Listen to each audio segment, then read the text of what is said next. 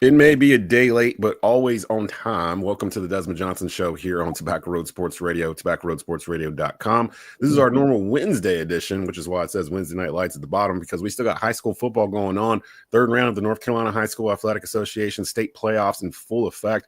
Number of local teams still vying for a shot at the state championship. Had to get my guy Marc Pruitt on from the Winston Journal, prep beat writer, to give us his big three high school games to watch. And actually, he might have a couple extra besides that, because we've got a couple of local teams that have some opportunities here to make some noise against some big competition this Friday. We'll tell you where we're going to be for Tobacco Road. Of course, we're your leader for high school football coverage in the Triad.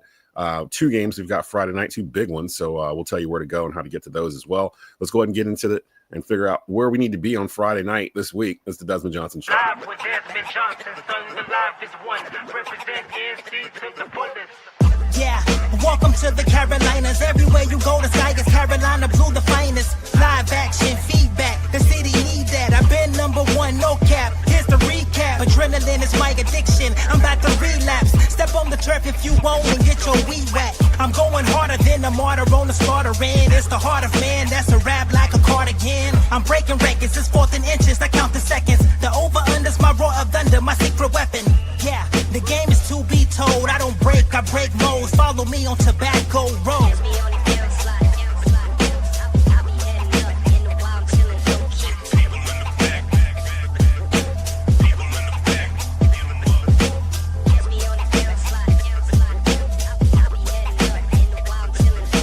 Live with Desmond Johnson, son, the live is one. Represent NC to the fullest. And welcome in. Thanks for pulling up to another edition of the Desmond Johnson Show live here on Tobacco Road Sports Radio, tobaccoroadsportsradio.com. Presented by Nicky Rottweiler, Head Realty Group, EXP. Marc Pruitt in the house from the Winston Journal to give us his big three while you guys are on your lunch break. I know you're at the tail end of it, so we'll kind of motor through it. Marc, I know you're not busy. It's just crossover season. There's football and basketball. I think West Forsyth played basketball last night. Glenn had a game Tuesday. So we've been slowly dipping into high school basketball season here in the Triad. But we got some stuff to finish here. 8 different classes. We got schools from across the Triad still playing. Give us your game number 1 for Friday, November the 21st, for what we should be paying attention to for state playoffs.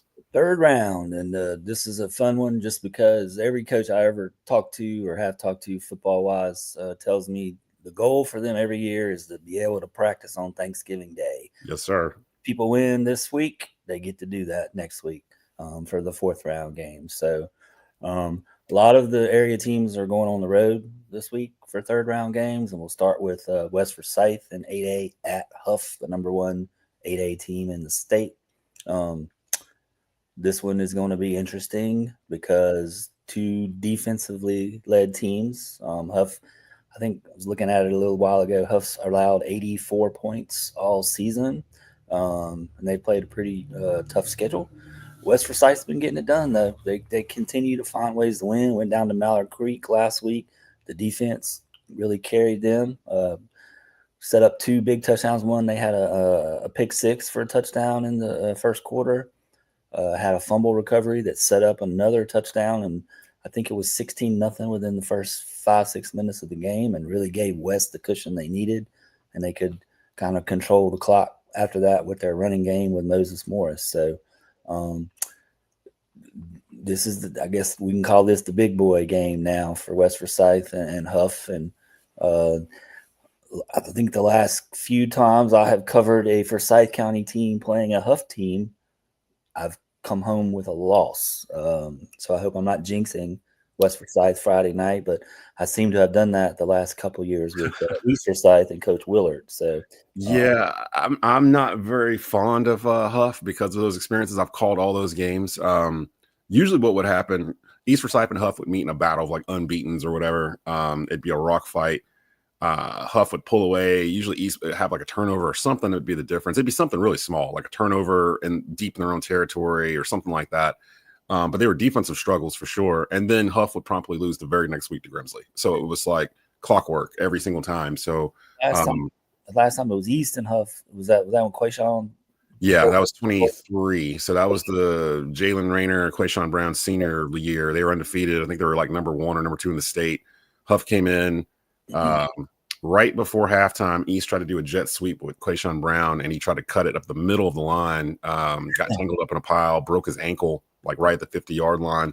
Completely deflated East, and Huff just went on and won. I think they won like 17-7 or something. So he still didn't blow them out or anything, but they just couldn't do anything offensively after that. That took away that outside threat they had. With and it deflated the team too. And I was talking to Coach Wallace last night at Titans Talk when we were doing their coaches show after the show, and I told him, from my experience from seeing Huff, they're not going to blow you away with anything offensively.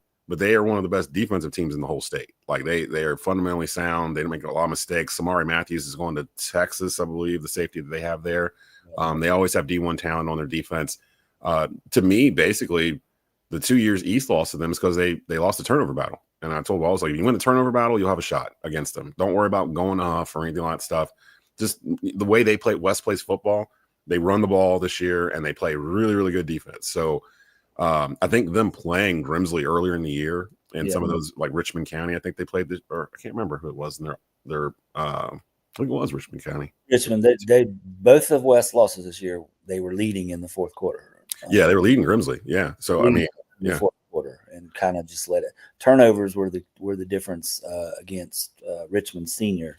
That's a game Wallace is still kicking himself about. Yeah, he would love to have that one back.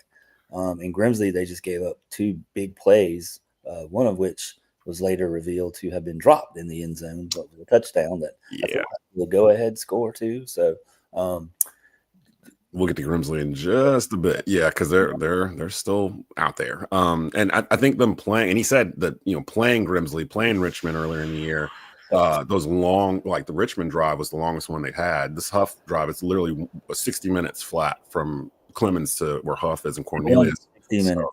That 77 traffic, Desmond. Come on. They're not well, I mean, you know what? I actually hit it Friday because we did the East Forsyth game Friday night and had to take 77 down to Lake Norman. And I didn't really run any traffic at all. Actually, I was kind of surprised. I didn't really run anything. I was running behind. A little bit farther down the road. Not much farther down 77, but they're right there in the vicinity. And I tried to get the Winston-Salem Journal to let me use the helicopter Friday night. So I can fly back and forth between Huff and Mooresville to see Reagan play. So they have not gotten back to me with my request yet. So you might be gassing it up still. So we'll check and see if the Journal lets them use the helicopter for Friday. But West Forsyth Huff will actually have that game. That's the WTOB high school football game of the week. So we will have that game. If I don't know if the hockey team is playing, then they usually put it on WTOB.com. But don't worry about that. You can hear it at TobaccoRoadSportsRadio.com regardless. If not, it'll be on 980 AM, 96.7 FM. Kickoff is at 7 o'clock, if I'm not mistaken. And I will be on that call for Huff versus West Forsyth. Who's your second team that you're looking at, or second game you're looking at here? So let's go ahead and talk about Grimsley and Purnell Sweat. I guess one of the farthest easternmost West team, or I don't know how they say it, but that's kind of what it. I don't know that we're going to have a great game there, but I think the big story is Faison Brandon being back in the mix for Grimsley for the second straight week. Made his return last week, and I think it took all of about 2 plays to get his first touchdown pass. And if I'm not mistaken, it was his first pass. First pass or first play against Drew Dole messaged me while we were doing the Lake Norman game. He was like, Faison just uncorked a 75-yard touchdown bomb on his first play coming back from August. And I was like, that checks out. That sounds about right. Well, I think Grimsley, we've been talking about them all year. Probably if you now have to go far down the list of the top teams in all of North Carolina, regardless of classification, before you mentioned Grimsley there, it's probably 1A with them, West Charlotte, and you throw Huff in there too. So actually, Grimsley's been Huff's kryptonite past 2 years. They've been the ones to put him out. The road is run through Greensboro to win a state championship in these bigger classifications, and you've had to go through Grimsley in order to do it. And all these Charlotte teams, Independence has tried to come up here, Huff has come up here, a number of them, and they just have not been able to get past them.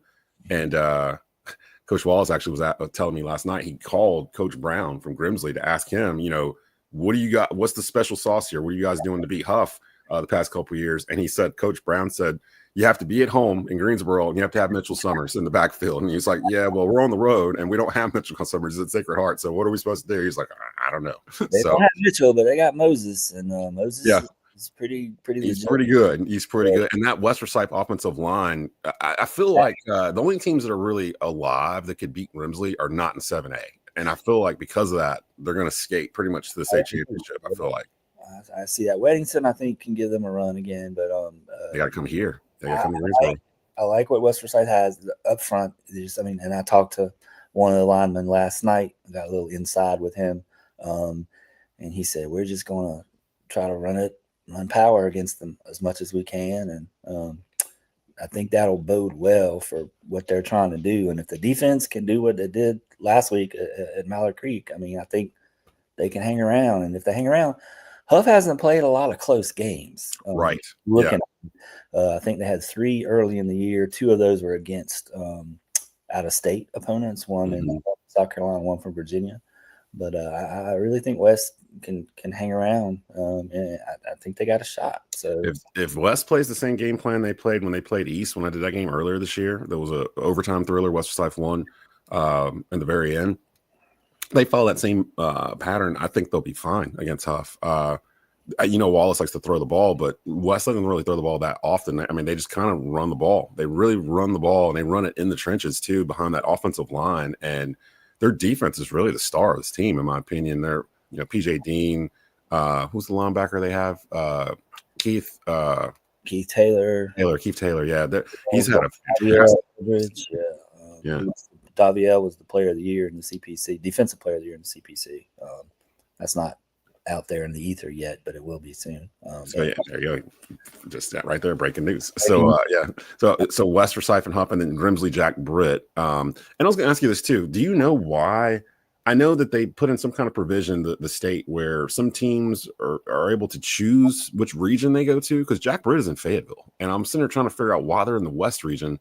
And I remember someone telling me that some of these schools could move over into other side. I don't know why any team would pick to go to 7A West out of all of it. That's 7A too. I mean, if it was 8A, I could see it. Yeah. I think we saw that a little bit. I think West Forsyth had a team from Fayetteville or Durham in the volleyball state playoffs that they played in the regional final. That was, I think they were Durham. They were in Jordan. I'm like, that's okay, but I'm not sure what the rationale is. I think they got to balance it out with the numbers on both sides with East and West. So I'm not sure. Fayetteville seems to be a little far east for a West team, but it's probably great. 3 hours away. We went to Jack Britt. It's gonna be a long trip home. Yeah, not so wonderful night. So I'm not sure what the rationale is, and that's just kind of, I guess, the new normal we have with 8 classifications of playoffs going in all the sports, not just football. Yeah. I've had that before with the splits, but now it's just I don't know. I can't explain it. But basketball is gonna be really interesting with the 8 classes. We didn't have that; it was still at 4 for all the other sports. So baseball too. It's gonna be really interesting to see what happens with that. So Grimsley, I guess you can't really say they're defending state champions because they won the 4A last year, which they're not in anymore. But they have not lost in 29 games, 30 games, something like that. It's some ridiculous streak, and I expect that streak to continue. Friday. I do too. Yeah, I don't think they're going to have an issue there, and they'll end up playing the winner of, I think, your next game that you have, your game number 3 for the Triad this weekend.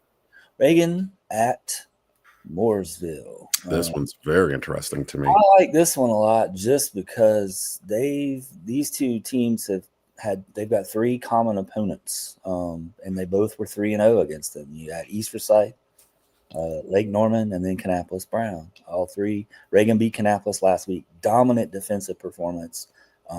John Evans Jr., the sophomore running back, had 235 yards rushing, 5 touchdowns.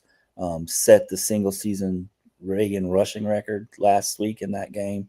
But the defense, Reagan's defense, they just continue to impress me. King Kalama up front is a beast. Leo Housel-Rajasic as a linebacker is a beast.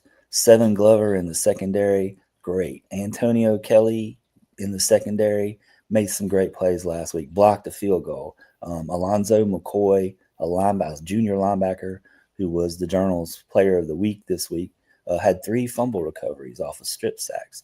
And then you pair that with Evans running the ball, controlling the clock like they did, and just Kannapolis could not get anything going last week against Reagan, and just they ran all over them. So this one is going to be fun. There's a history here too between Mooresville and Reagan. Last year against Mooresville, second week of the season, that's when Jacob Smith was hurt. All right, yeah. His ACL got torn. He didn't know it at the time, but it was late in the game. It was a game-winning drive. Reagan was down. Jacob ended up throwing the game-winning touchdown pass with a torn ACL that he didn't know he was torn until after the game. Reagan goes up late. There's less than, 20 seconds on the clock. Kickoff comes in, and as Josh McGee, the coach at Reagan, describes to me, they just started playing backyard football and chucking it around. Everybody's lateraling backwards. Well, their quarterback, Brody Norman, who you're familiar with from watching what he did against East Forsyth this year, got one of those passes and took off. And Josh is like, Marc, he's the fastest guy on that team.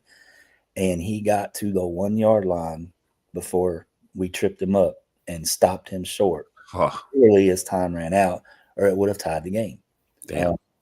So Reagan had to survive a fun second week regular season game win against Mooresville last year. The year before that, Reagan went to Mooresville, scored a touchdown in the last seconds to bring the score 14-13, went for 2 to win the game, and dropped the conversion pass. So the last 2 times these guys have played has come down literally to the last second and last play of the game. So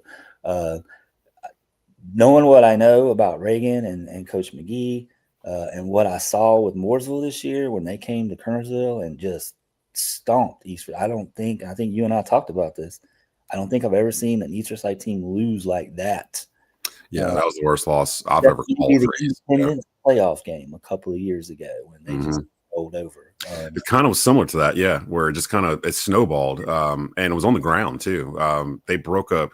I can't remember his name. Is number 2 from Mooresville, the running back. He's pretty good. I think he went over 1,000 yards this year. He's a senior. He was getting stuffed all game in that East Forsyth game, and then he got hurt. Actually, went out briefly, came back in, and when he came back in, they gave it to him immediately, and he broke off a 75-yard run, like around the end or whatever. East had some issues with containment on defense this year too. So the Reagan actually really impressed me. I just saw them a couple weeks ago over at East, the final regular season game of the year. Yeah. I've always said when the Raiders have a defense, then watch out for them because they'll always have some kind of offense. McGee always schemes up something where he'll have a quarterback that can throw and they'll get it down the field. They can score with anybody. But their defense has always been a thing for me where if he could just get his defense tightened up, they can make some noise. And this year they got a defense that they can actually run with. The problem is they're in 7A West and they're having to deal with Mooresville. And then if they win that, they get to go to Greensboro and play Grimsley. So who they're also familiar with. They played Grimsley all at regular non-conference the past couple of years before we got to here with the split classes. So they've played all these teams before. It's just a matter with Reagan. Can they get past the proverbial hump of Grimsley? Well, they're the hump for everybody right now over in 7A, but Mooresville first, and they got to go to Mooresville for that game as well, you said? So, yep. And that's why I'm hoping I get the chopper. I'm keeping you can just fly across the lake and just sit them over there. Mooresville's a pretty nice facility. Since I started talking to him this summer, he has been fired up about this defense and told me that it was the best defense he's had in 15 years. I think it is. Yeah, from what I've seen, it looks like it is. So that one sounds like a good one too. So Reagan Mooresville. I don't know if I mentioned it, but the Grimsley Jack Brick game will be on WCOG. If the Greensboro Gargoyles do not play Friday night, it'll be on regular terrestrial radio, 1320 AM and 105.3 FM, and the Grimsley NFHS feed. Shout out to D1 Pro Media, some camera outlet out of New Jersey that's been coming in and shooting as an affiliate for NFHS, where it's not just the remote robo camera that's attached to all these stadiums or whatnot in North Carolina. They actually come in with a camera guy and they actually shoot it, and we patch into their feed and it goes off to Grimsley's NFHS. So it might look a little different than it normally does. for the Grimsley Jack Britt game, but that should be a plus for Grimsley fans. It should look a lot better. So our feeds on that as well. Grimsley's NFHS. That will be Chase Williams and Mike Fanning, my old school Grimsley squad, back together again to call that game there. So they will be there at 7 o'clock kickoff, if I'm not mistaken, for Grimsley Jack Britt. So you said West Forsyth, Huff. I'll be there for that one at 7 o'clock kickoff on WTOB and Tobacco Road. Grimsley Jack Britt. That's a WCOG game of the week with Chase and Mike. That'll be a 7 o'clock kickoff in Greensboro. They might do a 6:30 pregame show online, so listen out for that. And then you mentioned Reagan Mooresville. Any other ones that you've got out there that you're looking at that might be interesting? The ones that still kind of interest me around that are still alive, Northern Guilford will be at home against Kings Mountain in the 6A West. Northern Guilford's been balling. I look forward to seeing kind of how far they can get. Walkertown in 3A is heading to Eastern Randolph. Coach Honeycutt and those guys hung 67 on Trinity Wheatmore last week. Shout out to Trip Honeycutt and the Walkertown Wolfpack. They got a shot. And Oak Grove still alive, right on the outskirts of Forsyth County, heading to J.M. Robinson. Probably have a tall order. Robinson's the number 2 seed in the 5A West, and they got a dual threat quarterback who is something special. But Oak Grove's been getting it done too. I think 6th game. They're on a 6-game win streak since they went into conference play. Went into Piedmont Triad 6A 5A conference, and Coach Creson's got those guys going offensively and defensively again this year. So excited to see kind of how all these things shake out Friday night and see who gets to practice on Thanksgiving. Northern Guilford's only lost 1 game all year. And that was early on, a weird fluke game against East Forsyth. They had like 6 turnovers or whatnot, but they haven't lost since then. I like their quarterback. Their quarterback's kind of a pro style thrower. They have a pretty good offense over there. They usually do over at Northern Guilford. I think Dudley's still alive as well. So Dudley's playing. I think they're on the road also. So also still alive. I think this is the farthest they've advanced in quite some time, if not maybe school history too. So that's the one thing that's the beauty of splitting into 8 classes, because I can recall a number of years by the time we get to this point when it was 4 classes, everyone's out except for like 1 or 2 teams or whatnot, and me and WSJS and other outlets are like, well, what are we going to play? What are we going to put on or whatever? And we all end up at Jameson Stadium following Grimsley hugely. So it's like we got to, with the split, now you got more chances, more opportunities for some of these schools.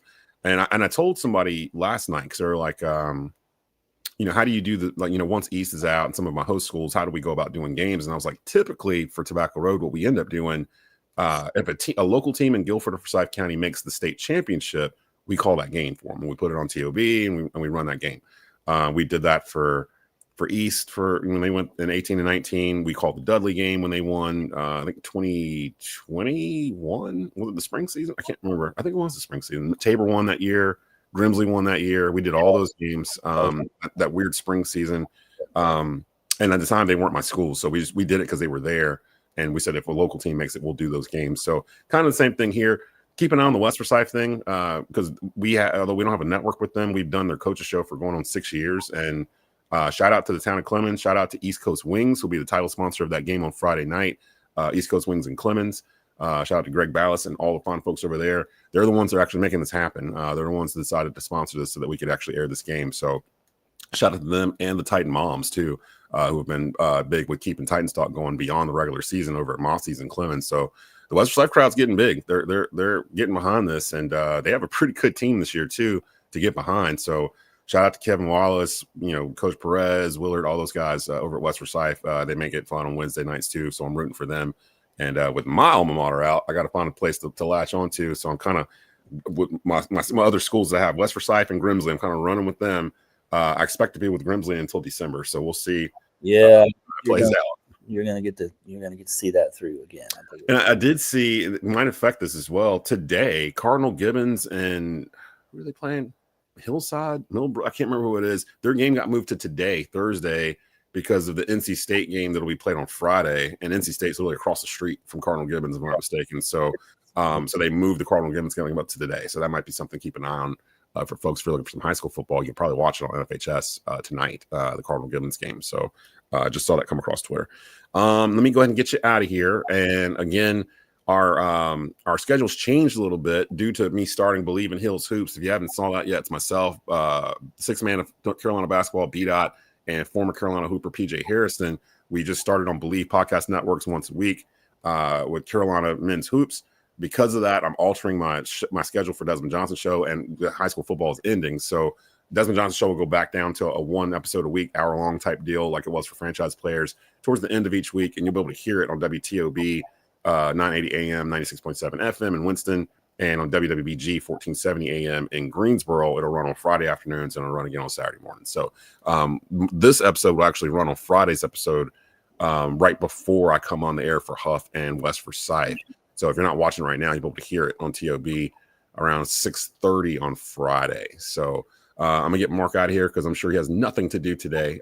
So I'm going to let him get back to doing State soccer championship. Oh, that's right. West Forsyth in the 8A soccer championship. If I had known, I probably would have put something together and we would have broadcasted it. I wasn't following as far, but West, who are they playing again? Playing Wilmington Hoggard at Guilford College. Wilmington Hoggard. So actually, I would have done that game because the last time we did a state championship with Wilmington Hoggard in it, it was one of the biggest things we ever broadcasted. They were playing East Forsyth in softball a couple years ago when Kirsten Dill was still here. Yeah, and that was a huge. Like we had thousands of people streaming that game. So I've never called soccer. Get over to school. They're doing a little send off for them at 3:00. Wes is doing some things, man. Wes is doing some things. Shout out to West Forsyth right now. They're good luck to them too, because that would be huge if they could win. I think they won their semifinal game on like what was it called? Like a golden hour? Golden goal. Like what is that when they score in the last like couple of seconds or something? So, yeah, in soccer they do 2 40-minute halves, and then if it's still tied, it's 2 10-minute overtime periods. And then if it's still scoreless or still tied, you have the golden goal period, which means basically sudden death. Whoever scores first wins. So they got through the first golden goal, still 0-0. There was about a minute left to go in the second golden goal period. It's a 5-minute thing. About a minute left to go when Camden Bishop kind of squirted through the defense, sent what he thought was going to be a cross into the box to find one of his teammates. And instead it hit one of the Myers Park players and kind of bounced right to the right of the goalie into the net. Oh, man. So that's kind of what ended the game, and then that set off the celebration. But Coach John Blake over there is his second year with those guys, done a great job. I was out there Monday talking to them. They were all excited, and they're ready. They're fired up for tonight. It's the first appearance in a state championship match for the boys team in school history. Wow. The girls won, I think, in 2017, I believe. The girls, and the program's always been pretty on really solid ground. So we've never done soccer for Tobacco Road before. I should look into that going forward because there's really good soccer in the area. Yeah. If I this week, the Barber tournament starts Saturday at Atkins. I literally just gave Tom Hamilton over at Truth Network. They have a deal with us to broadcast Mount Tabor men's basketball games of the week this year. We did it with them last year, and I just sent that over, and I was starting looking at it. I'm like, Mount Tabor plays Tuesday, like next Tuesday, like coming up here, like 5 days Tuesday. They play to open up, and we just did Glenn Tuesday night of this week. So everything's starting up right now. So yeah, I was at the West Forsyth game last night watching my other daughter cheer. So we're getting into it. It's into it. So, but it's a great time of the year. Everybody's busy. So we're gonna get out of here. We will be back with more tomorrow. We will have our NFL roundtable. Our guys from winning the division, Ryan Smith, and Ben Troop will be with me to discuss the NFL. David Glenn should be joining me to talk a little ACC sports, football and basketball. You can catch that tomorrow during our sports block on Tobacco Road Sports Radio and WWBG. For Marc Pruitt, this is Desmond Johnson. You've been watching the Desmond Johnson Show. We will see you on Friday.